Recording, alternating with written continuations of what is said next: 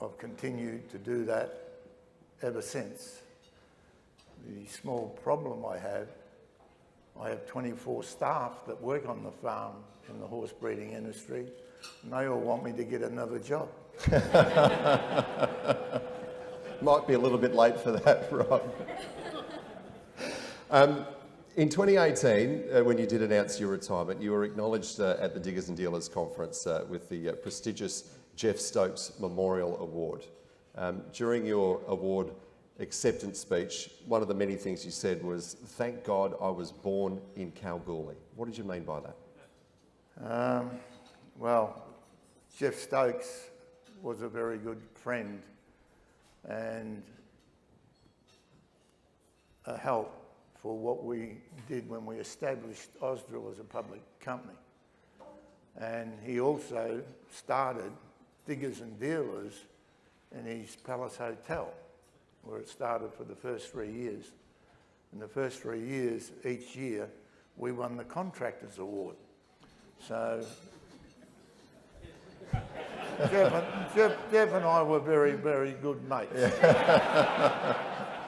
And unfortunately he's gone now, but we still do remember him. And Kate, his wife, she still looks after us now today. Very good. Your story, though, is such a Kalgoorlie success story, isn't it? You were born there, you grew up there, you had to endure polio at the age of 4, which earned you the nickname Wobbly. Yep. As a kid. Somewhere along the way, it changed from Wobbly to Tanglefoot. I'm not sure if there's another story there. You know, your dad was a guard on the railways, mum was a bit of a tennis player. You grew up with schoolmates that later became, you know, your business partners and lifelong friends. Kalgoorlie's obviously been a special place for you. It certainly has. And I said it with my heart when I said, thank God I was born in Kalgoorlie. Mm. And the reason being, when you've been in the goldfields all those years, when my father insisted on me getting an apprenticeship as a reason to bow out,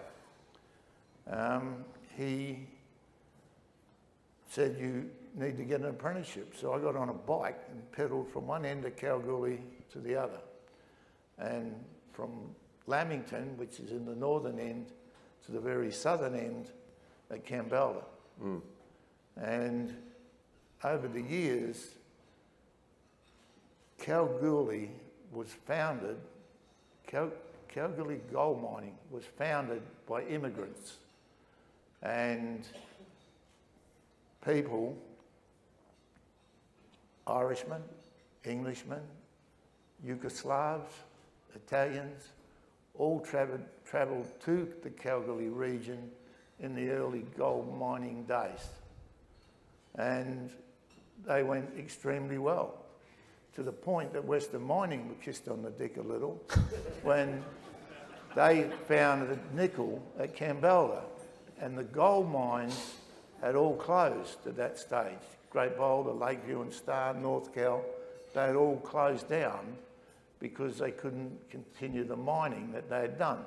And if you went back to the Second World War, a lot of them couldn't get to the mines, and they actually let them go underground as prospectors and mine the gold, and then the mining company would buy it from them.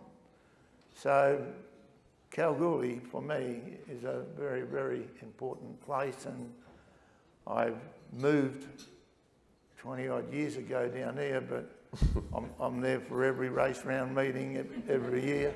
Any excuse to get back there? Any excuse to get back there at all.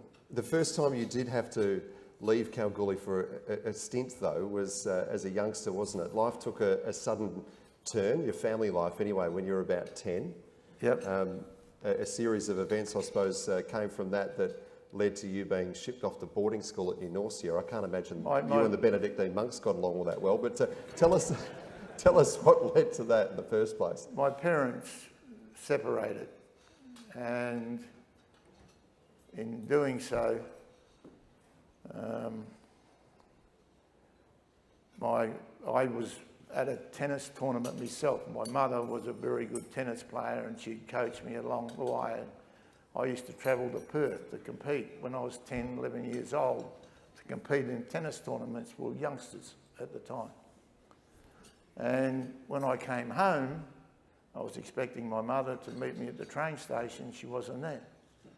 And I'm looking around, and I'm worried, where's my mother? And then my father appeared. And I said, where's Mum? He said, I'll tell you, get in the car. So we get in the car. And we're driving home. I said, where's Mum? Where's Mum? He said, son, she's gone. I said, what do you mean gone? He said, she has gone. She's left us. And the only way I can explain it, if you don't feed the chooks, they fly over the fence. Because he worked on the Commonwealth Railways, he was away 5 or 6 days a week. She found another partner. George, have you got chooks up at Yarradale? Now, whilst Tim's hit on George, I'd just like to explain why Georgia is here. As you can see, she's a very attractive young lady, and I put her up here just to send a message to all you young guys. She's getting married in April.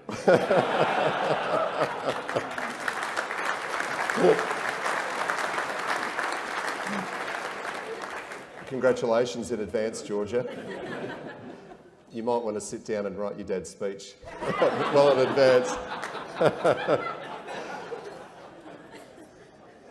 So you're with your dad. Yep. And then I then went to New Norcia. You went to New Norcia. My father sent me there. Because he still had to work, right? Because it worked. It was a college, Benedictine monks, which were a little different, but it worked. It worked? Until it didn't work? Until it didn't work, and I used to come home. He said, I'm not going back. I'd come home on the train, and the last time I went, I'd had enough. And it all went back to the feed that they gave us. And I hate vegetables, and they used to make me eat them all the time. So in the finish, I said, Dad, I'm not going back. He said, you are. I said, I'm not. If you put me on the train, I'll get off in Kalgoorlie and walk home. So where are we going now? He said, get an apprenticeship. And that's how I finished up being here. I needed an apprenticeship to get him off me back. You also needed to be 15 to enrol in that apprenticeship too, didn't you, Ron? You're only 14, but you just fudged the number a little bit. I fudged the number, and yeah. I got an apprenticeship, and the humour of the gold mines, I got an apprenticeship at the Great Boulder Gold Mine, which is now one of the main parts of the super pit. But that all went pretty well. And where was I? Super pit. Yeah, the super pit. When sorry. That's all right. Let's talk about your apprenticeship. You know, you'd finished that up at the age of 18. Yes. You really discover your love for jumbo drillers working in Kambalda. Yes.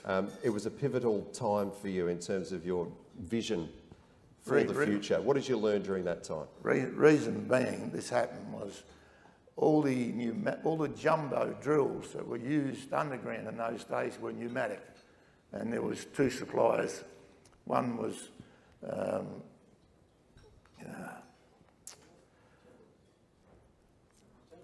Tamrock, and the other one was Gardner Denver. Yep. Gardner Denver all had pneumatic jumbos. Tamrock, when they came in, they bought a couple of pneumatic, but they were the first ones to introduce hydraulic jumbos, and that's where all the money was. Yep. And we promoted them.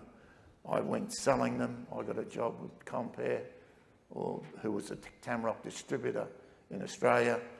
I travelled all over the world with them, and ended up with a fantastic position in the mining industry because of and the top salesman in the country at one point, no less. Yeah. But there was a moment when you realised that selling them was one thing, but maybe owning them was a better idea, right? Yes. Well, there was a guy in Kalgoorlie called Bobby Baker.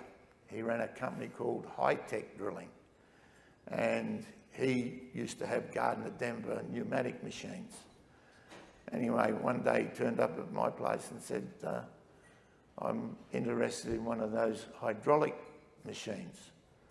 So I said, not a problem. Went and got a good deal done, sold him the machine. And before you knew it, he had 3, 4, 5 hydraulic machines. And then I went round to his house one day and he had 3 Ferraris in the driveway. And I said to him, I said, hey Bob, what's with the Ferraris? He said, one's mine, one's the wife's and one's the son's. I said, oh yeah, there's got to be more money in using them than selling them. Yeah. So I hopped my house and bought a second-hand rig and went and got a job at the super pit in Kalgoorlie, where we're still there 30 odd years later. And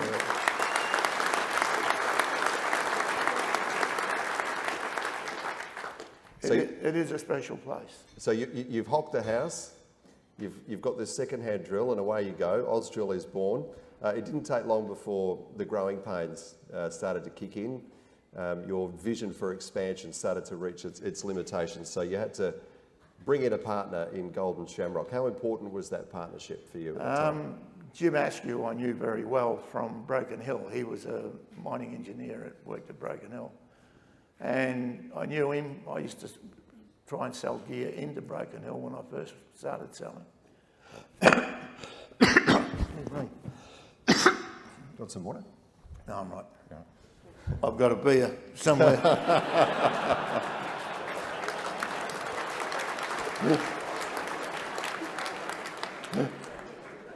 Or beer. Yeah, where was I? Golden Shamrock. Yes, Golden Shamrock. How important they were for you? What they had was a balance sheet that I didn't have. I could borrow a little bit of money to buy a rig, but buying 3 or 4 or 5 rigs was mission impossible. But what Jim Askew gave me was a balance sheet that the banks would loan against, and it went very, very well. Yep, to say the least. Africa was the next frontier for you, wasn't it? Yep. Breaking into Africa. How did that come about? We were approached by Australian companies that had gone to Africa that knew that we're in that space. And I was hawking it. I was in and out of Africa all the time, selling the concept. But eventually we got to kick a couple of goals, and then we became the people to go to. Sounds like someone's doing a drilling tribute to you from the other side of the stadium here this afternoon too, Ron. So hopefully that's not putting you off too much. Tell me about your old mate Brian Mann, one of the really key appointments in the story of Ausdrill. When you first brought him into the fold though, you had to convince him to not move away from Kalgoorlie and retire down on the south coast, didn't you? How did you do that? Okay, well, what happened at that point in time, Ausdrill was only drill and blast. That's all we did. And one day I see an ad, I think it was like on a Wednesday or Thursday, I see an ad in the paper, drilling equipment, exploration drilling equipment for sale at BP Minerals, which was a mineral drilling division of BP that they used. And I knew that Brian ran the place. He'd been there for 22 years and he'd ran it. So I rang him up and said, what's with the deal? He said, they're shutting down. He said, they're closing it all. I said, would they sell it as a job lot? He said, well, maybe, I don't know. He said, I'll ask Dave Stevens, and Dave was the manager at the time. So Dave rang me back and he said, what's up? I said, well, you've got all these people and equipment that's there. Is it for sale? You want to go to an auction and sell it one machine at a time? I'll give you a job lot. He said, what's the number? And I must have paid too much because I paid them 1.6 million. And they put their hand up and said, we'll take it. So I then got Brian on board, and everyone was paid up on the Friday to make them redundant for Monday. But they just walked back in on Monday and we gave them all a ticket and everything carried on. There you go. So it all went very, very well. A few problems we had along the way was Brian and I both have had fishing villages at a place called Duke of Orleans and round from Esperance. He had one and I built one, because when I worked with him, I built one along opposite where his was. And he had all this money. He had $500,000 redundancy for his 22 years that he'd worked for them. BP Minerals paid him all this money. And he kept talking about, I'm going to Esperance, I'm going to Esperance. And he was fair dinkum give me the shits. So I said, there's only one way I'm going to fix this. I've got to get rid of his money. So what I said to him one day, I said, hey, Buff, his nickname was Buff. I said, hey, Buff, I said, we need to do something. He said, what? I said, well, look at all these workers we got here now. Ausdrill, Drill and Blast, Ausdrill Exploration, we've got all these people here. What are we going to do? He said, what have you got in mind? I said, why don't we buy a pub? I said, they'll all call in and have a beer on the way home every night, and we'll go, all right. He had to think about it, and he said, oh yeah, he said, we'd look at it. I said, good, get in the car. So we got in the car, drove up the street, because the Broken Hill was just at the top end of the street. Pulled up, walked in, and there was this old pommy guy that owned it. And I said to him, whatever his name was, Dave or whatever, I said, would you be interested in selling the pub? He said, yes. I said, how much? He said, 1.6 million. I said, oh. I looked at Manny. Manny gave me the thumbs up. So I shook his hand and said, deal done, we'll send you the money tomorrow. So here we go, we've got the Broken Hill Hotel at the top end of the street. It went from 5,000 a week turnover to 25,000 a week. Yeah. That's how well it was going. It was, so you paid for your own beers then? well, that and a few other things. Yeah. Because there was another little... There was another little incident. No, that's... we'll move on from this. You don't want the incident? No. I've fixed it. I've fixed it. No. Maybe that's a story best told in the pub. So maybe anyone wants to come along, tickets to the Ron Sayer show afterwards, maybe you can get the rest of it. Look, let me put it to you another way. Okay. I've got a clearance from Brian Mann to tell the story. Oh, God. Yeah.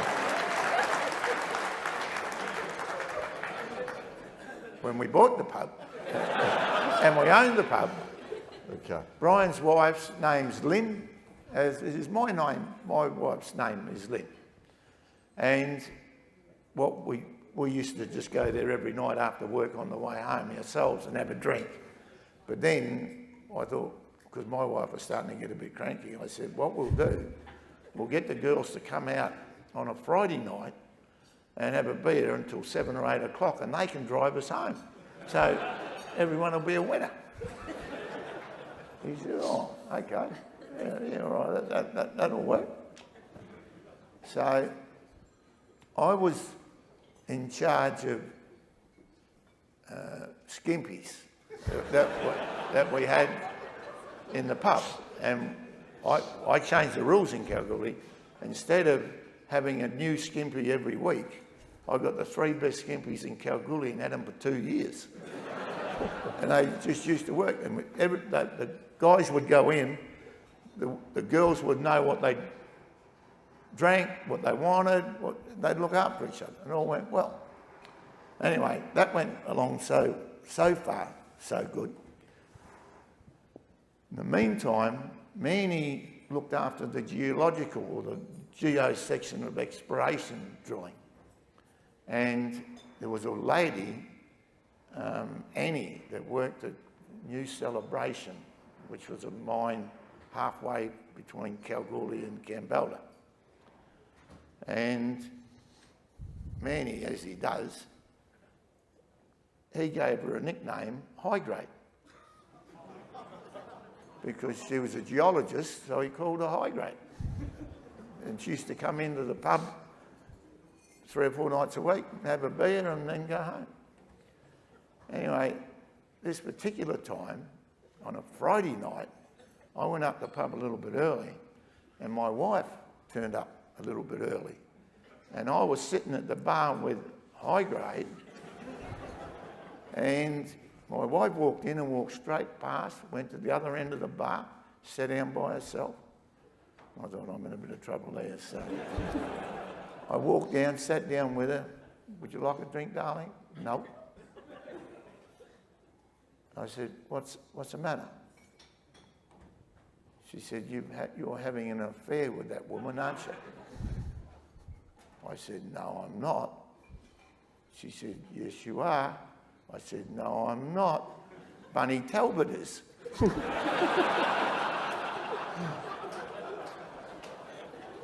Now, this has only come to light in the last year or so. But Bunny Talbot died 3 years ago, so...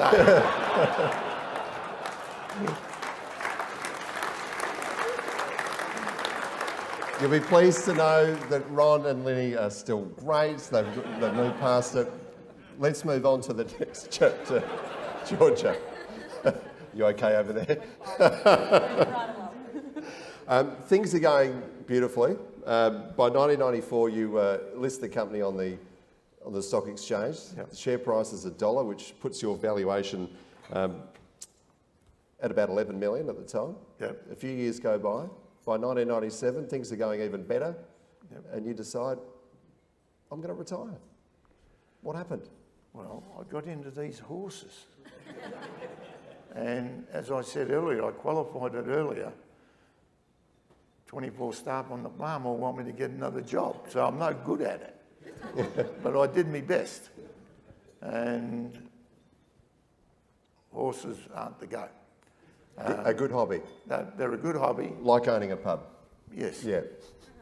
But no, it's they're good people, they're hard workers and everything else. Yep.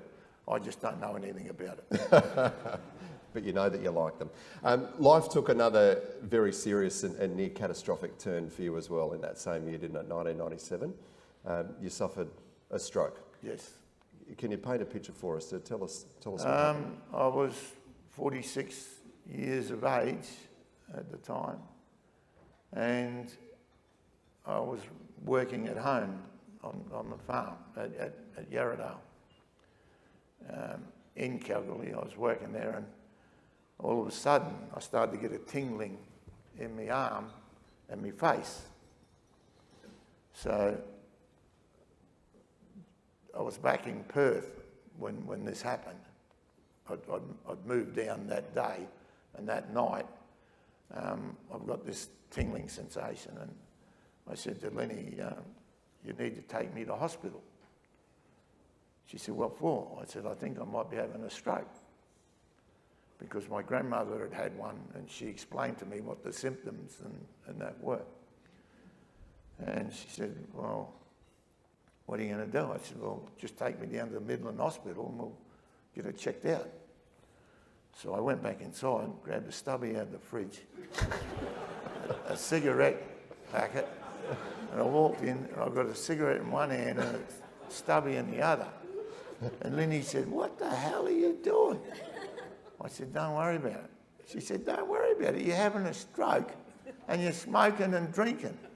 I said, it's only one of each, and it was not doing any damage. I said, it's pacifying me.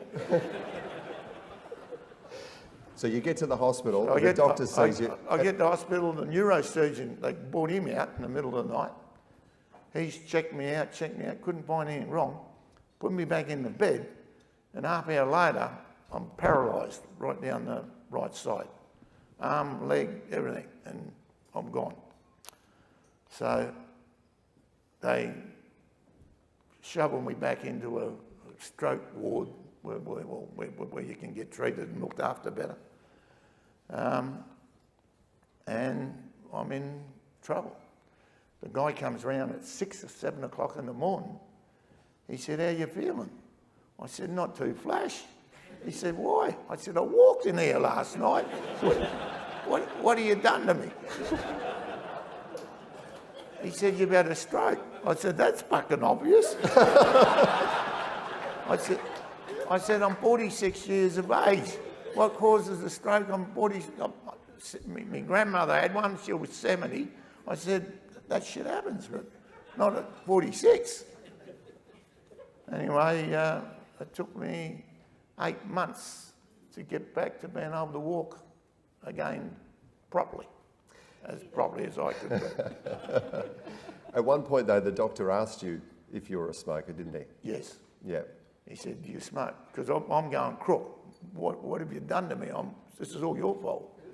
He said, do you smoke? I said, I used to. He said, how many? I said, 60 a day.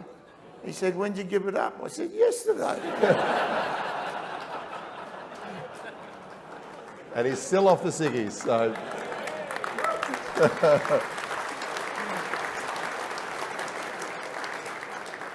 And you're back on your feet after some intensive months of rehabilitation, yes. And so much so that by 2000, the year 2000, you're back at Ausdrill. And fair to say, things aren't going swimmingly at that point in time. The share price had slumped down to about 5 or 6 cents. Yep. What did you do to set about steering the ship when you came back in 2000? We made a lot of changes. We started syndicating a lot of businesses that we had in-house. Bit manufacturer, hammer manufacturer, and so on. We made a lot of stuff ourselves. And that got us going. And at the end of the day, we came out the other end. Yep.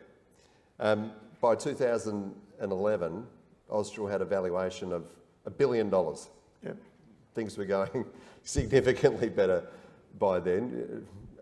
And I suppose that the success story, you know, the kid from Kalgoorlie who left school at 14 and built this company from scratch, you really hit that milestone, $1 billion valuation. But tell me, what are you most proud of in that whole Ausdrill story? A thing called the Ausdrill way.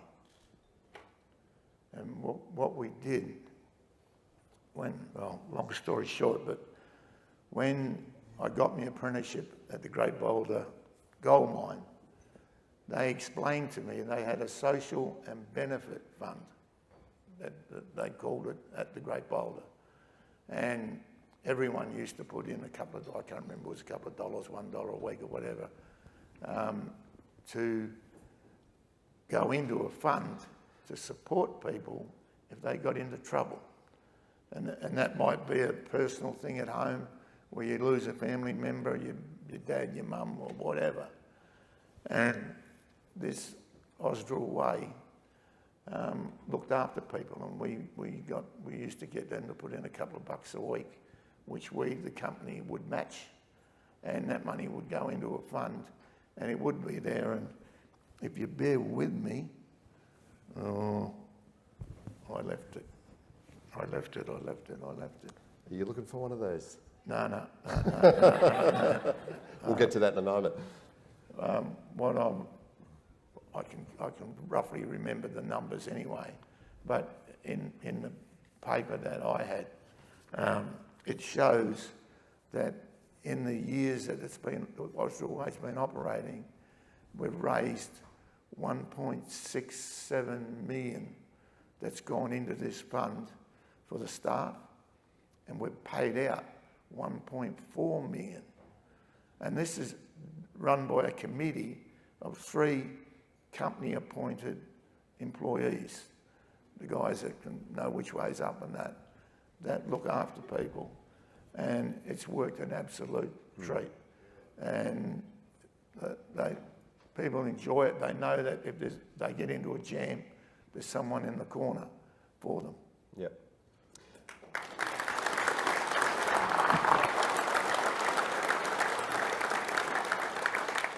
You've been instrumental in developing your training programs and facilities as well to bring through the next generation of people, particularly in the drilling game. Yep. Yep. How did that come about, and why was that such a big passion for you?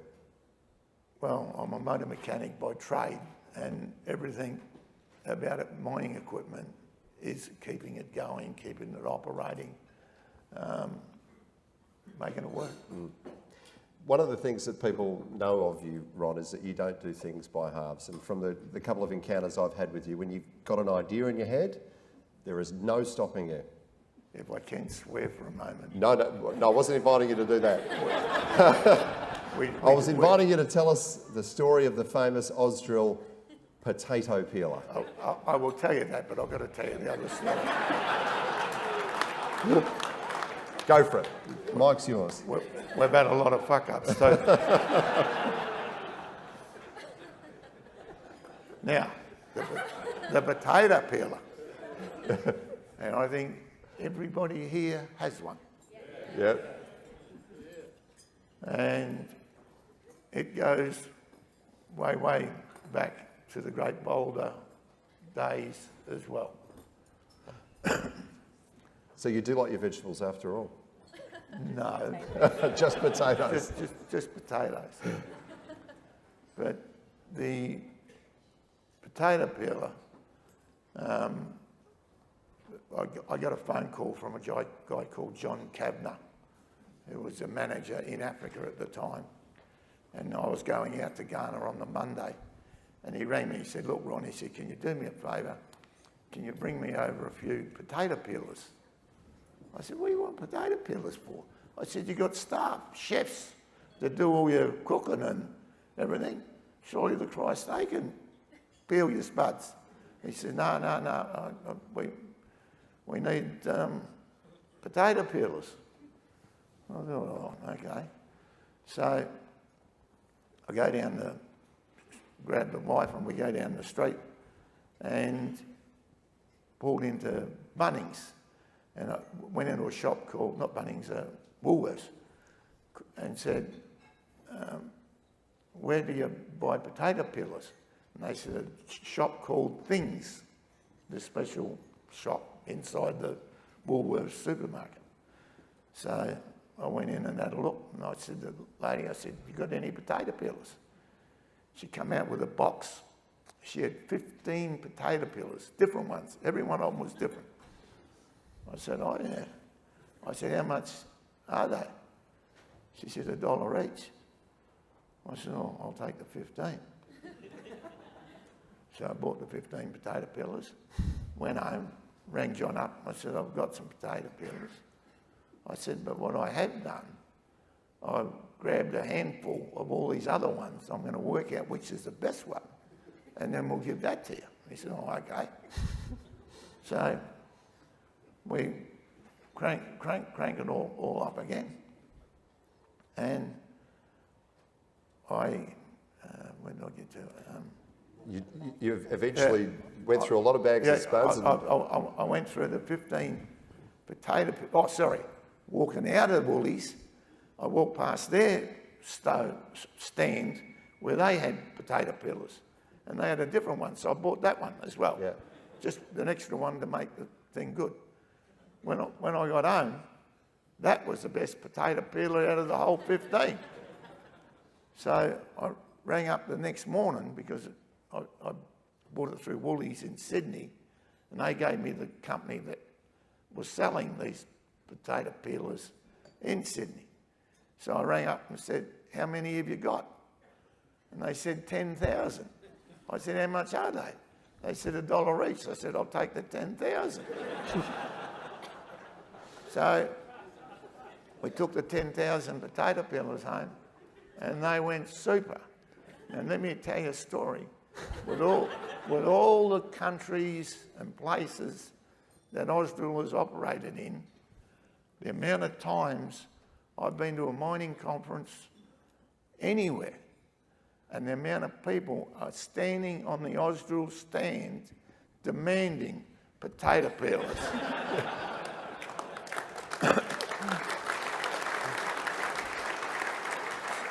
So when you get your potato peelers home tonight, go and grab half a dozen new spuds and just try them, and I defy anyone to say they're not good enough. Well, there you go. Finally, look, there's too much in your incredible career to get through here this afternoon. I know that retaining your staff and looking after your staff has been a huge part of your culture that you've fostered at Ausdrill. I suppose at the moment it's a time where staff retention is a real challenge. Yes. So as a final thought you'd like to leave the audience with this afternoon, We have how do you address that challenge? We've already addressed it. Potato peelers? No. Last year, we put in place a bonus scheme for workers. And the people that built the company are the people that you need to hang on to. And over the years, we've had a lot of people come and go, but over the later part, we've hung on to a lot of good people. And we pay them a bonus. If they get to retirement age, and the guy's on $40,000 a year, we pay him a $40,000 bonus on his retirement date. And he knows that he can come back and he can still earn the same money that he's on. And we've done that, and it's been magnificent. It works. It really works. Fantastic.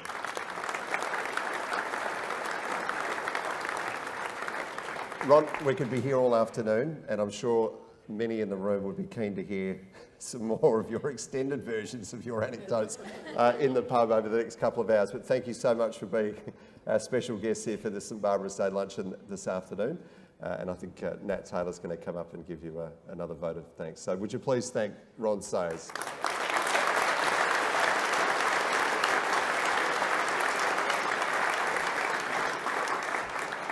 I'd just like to add to that and say thank you, Ron. Coming up to your station, actually hearing your story for the first time, I was so excited for you to come to the luncheon today to share it with everyone else. So I hope everyone enjoyed it as much as I did, so thank you. Thank you. Well, good. Very good.